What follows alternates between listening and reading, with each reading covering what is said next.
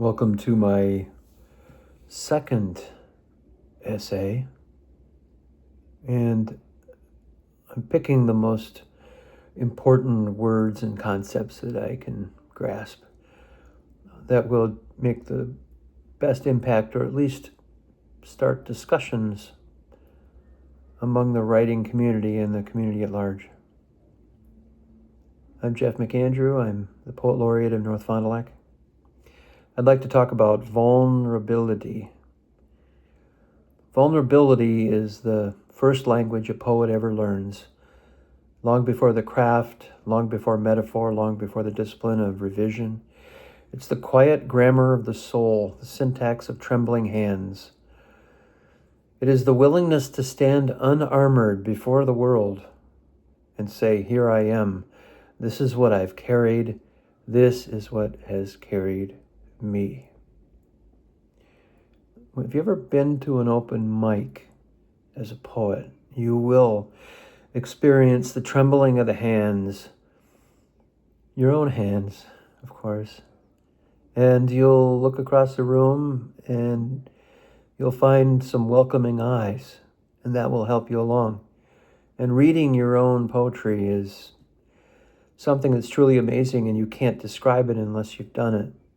And once you read your own creations to the world, those creations take on sort of a different kind of vibrancy, a different kind of life.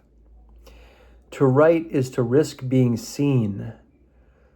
To be seen is to risk being misunderstood, to be held too closely.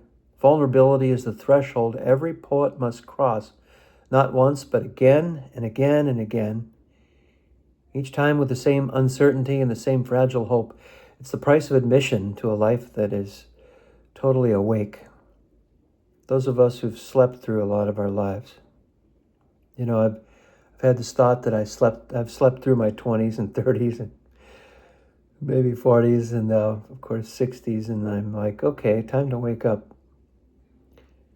I'm not alone in that feeling, I'm sure.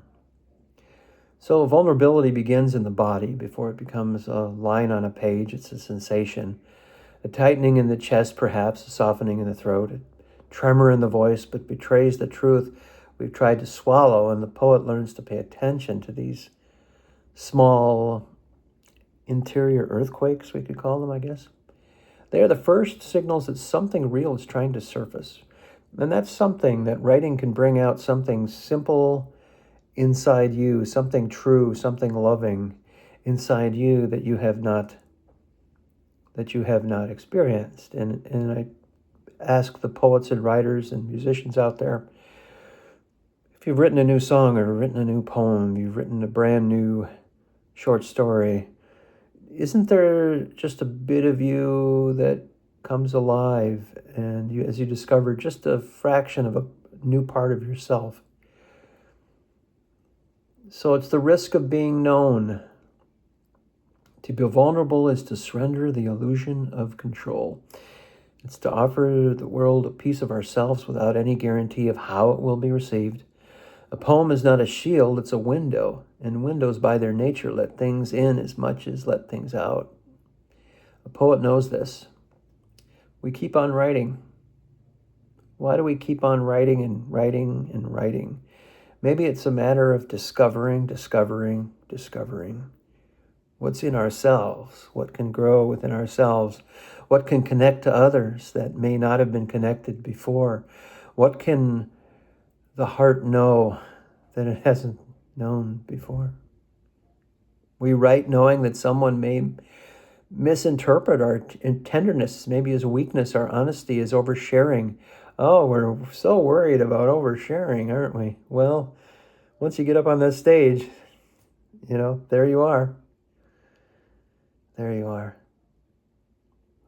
Maybe some people might see our grief as complaining or melodrama, but we know that sharing something deep in our hearts is worth something, and it's worth letting the world know that there are rewards for vulnerability. We continue because the alternative, silence, is kind of a spiritual suffocation. So Vulnerability is not the absence of fear, but it's the decision in the face of fear and maybe pain that we'll do it anyway. Why do we do this? So there it is, my essay on vulnerability and how it applies to the writing life. If you have questions or concerns or comments, feel free to comment on my new essay project, and I've dropped 2 of these tonight, one on courage and the other on vulnerability, and I'd love to have your thoughts in the comments. And thanks again for 500 subscribers. We're going for 1,000, and as I'm diversifying my content now, I'm diversifying, and I want to diversify things a little bit to share more kinds of writing, and this latest form is the form of essay and ad-libbing and extemporaneous speech. And that's about it. Good night from the Half Lit Studio in Wisconsin. And I hope all of you have a great spring.